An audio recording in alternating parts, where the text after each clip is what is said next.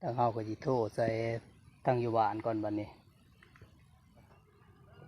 ไปให้มันเอาสอบมานำแน่สอบกับบุโรเด้อ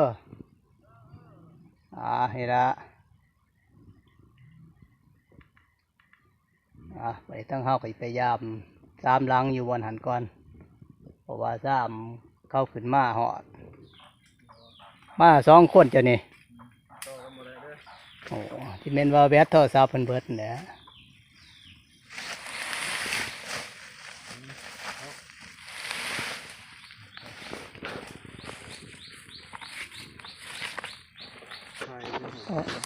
แต่ว่าประมาณ70 โลแล้วบ่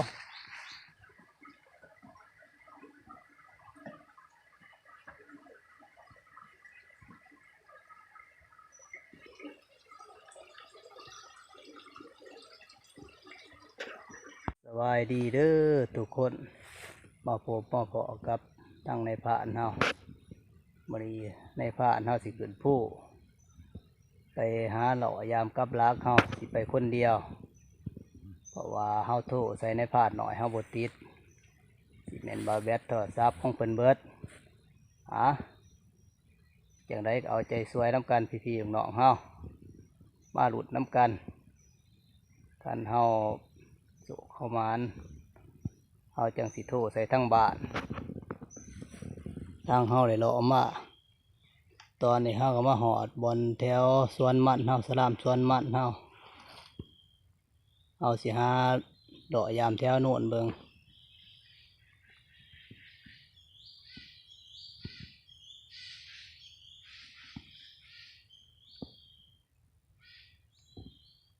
ว่าแถวสวนมันเฮาบวกเฮาทกไปน้ำ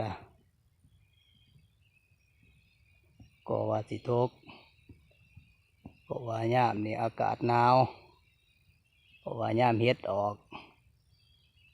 ยานหมู่กองเห็นยานเขามากุเอายานเขาทกเอา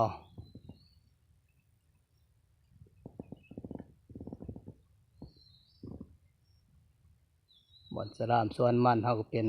ข่อยพาเนี่ยจักหน่อยข่อยบอนหอมหวยหอมหองนี่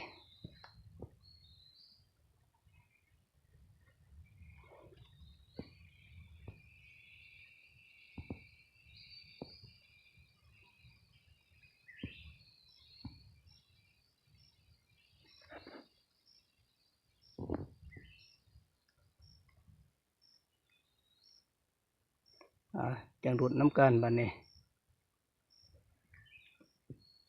เพราะว่ากับลักเขายังบุกไก่ดอกบางโน่นนะ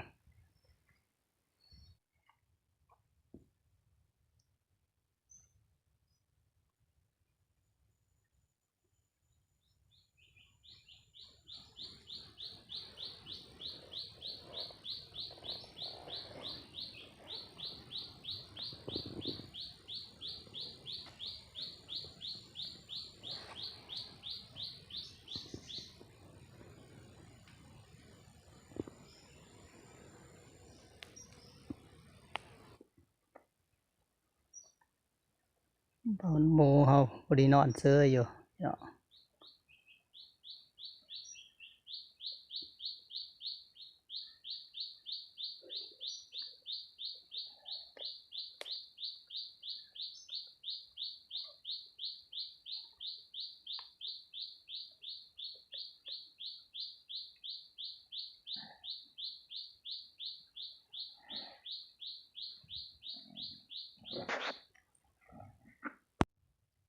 ตั้งเฮาก็สิโทรใส่ตั้งอยู่บ้านก่อนบัดนี้ปล่อยเพิ่นขึ้นมา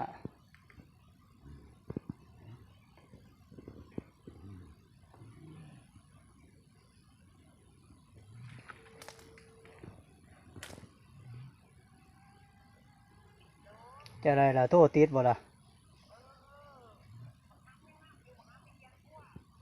บ่กันบัดให้มันถือโทรศัพท์มานำติไปขึ้นมาทั้งเมืองสวนมันพี่ละ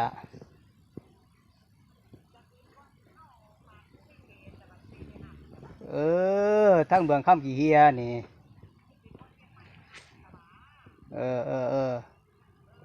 ไปให้มันเอาสอบมานำแน่สอบกับบุโรเด้อ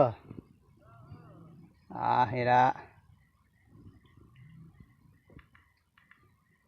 ไปตั้งเฮาไปยาม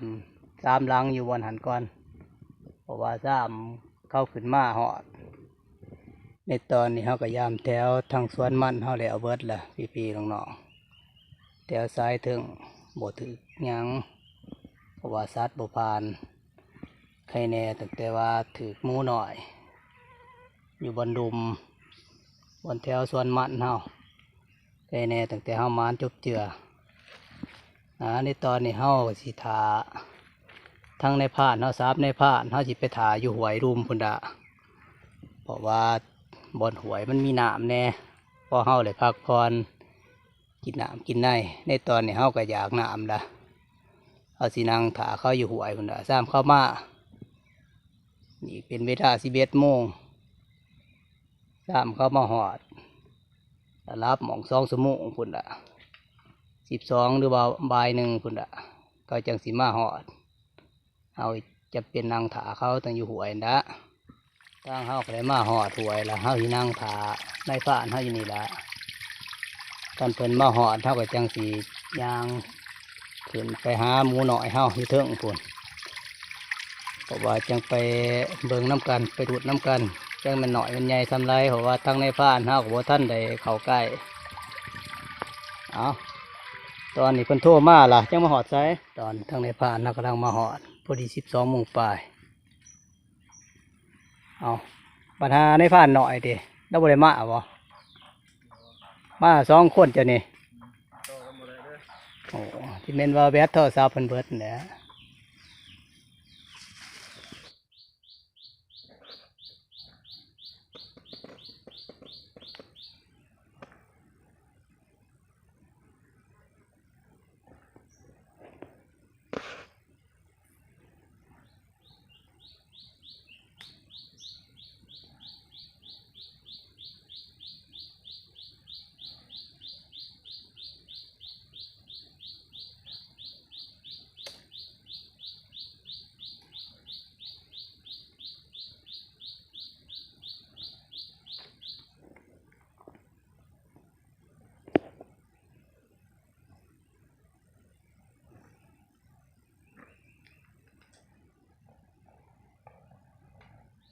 เพราะว่าหมูถอกนี่จอมสลัดพี่ๆน้องๆแต่เบิ่งเขาส่วนมันไผก็จนบริควดแม่นมันกินเดียบตัวนี้หน่อยนึง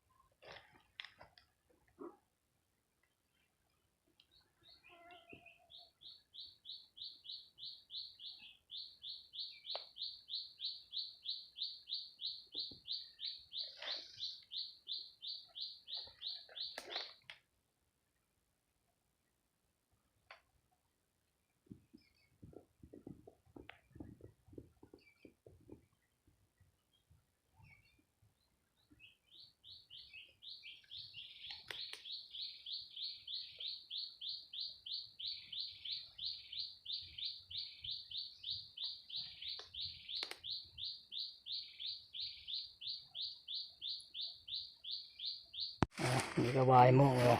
พี่ๆเนาะเรากำลังยำหมูปาด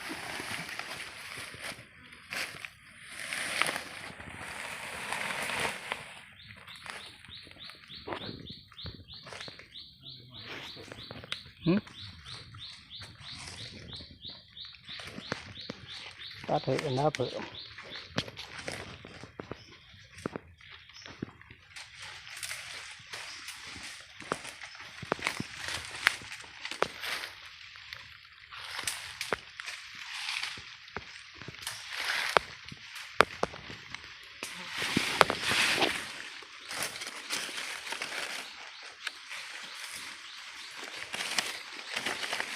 ทำใหญ่เติบทำ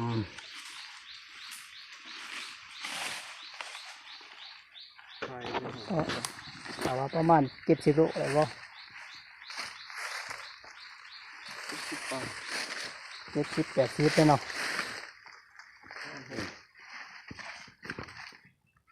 เอามีจับขั้วแล้วบัดนี้เอากระสอบกระแสห่อออกมา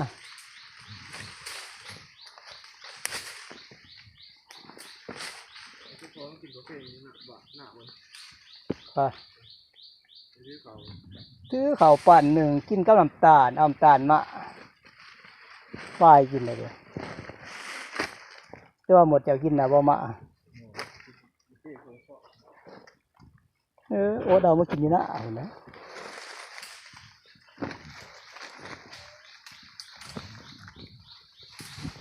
2-3 ชั่วโมง3 โมงสิบ่หอดบ่นะ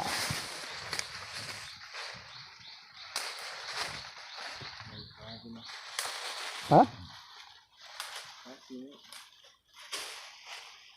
กันเฮาถามไปหวยแม่นอยู่หรอกในตอนนี้เฮามาหอดหวยละพี่ๆน้องๆเฮายางมาเดี๋ยวก็เป็นลักละหลังจากเฮาคั่วแล้วเฮาก็ได้ลงมาหอดหวยเอาเจียปูละทงตามเมื่อหอดหน้าประมาณหม่อง6 โมงพุ่นละแน่ๆตั้งแต่ทางในผ่านเฮารุ่นพี่เฮาเพิ่นเอารถมาหับ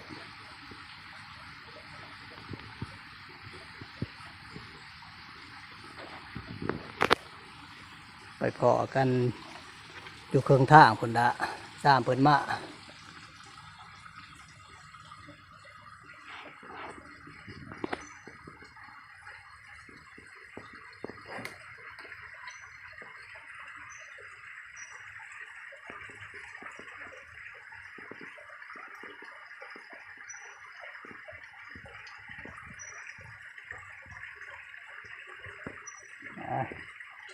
ปล่อยทักสิเปียไปนั่นแหละเจ้าเมื่อยไปน้ำลุกในผ่านเฮา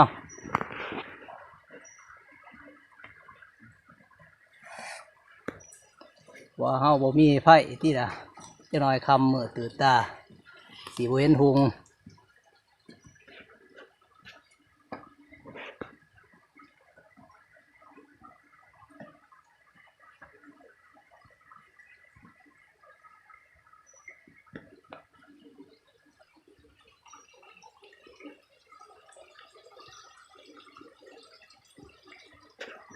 ตอนนี้ทางเฮาก็มาหอน้ำได้หลับนะยังอีกบ่ไกลดอกพี่ๆเนาะเฮาประมาณมองหาลักนี่ละกล้ามยางหอดตรงหน้านี่ก็5 โมงกว่าล่ะที่ก็สิกันว่าทางในพาดเฮามาหอดแถวหนองนางลำกันว่าเจอกันอยู่แถวนั้นก็สิได้ไต่ไผ่ตั้งแต่พุ่นละเมื่อนี่มันก็มอสิคำล่ะตะเวียนสิโต๊ะคู่ล่ะนี่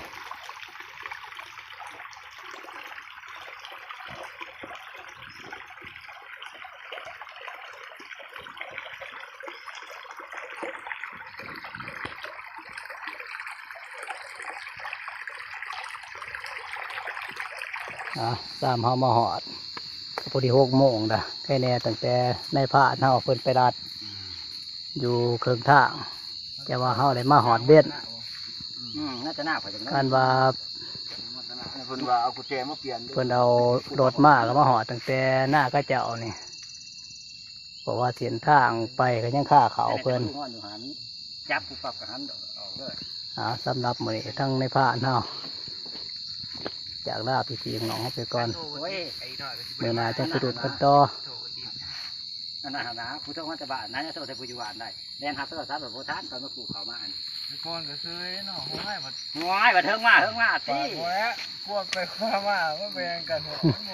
เลยนะไปกับมัดปลา กันว่าขอโทษใส่ถุงไข่ที่มาหาคนกิโลเนี่ยมันก็ยังไข่เนี่ยเนาะปลูกเขาได้เอาก็ บ่ได้ตั้งแต่แนมเบิ่งตอนนั้นคือจังหน่อยๆนึงเนาะ หัวหน้าก็เคยเห็นอยู่ตัว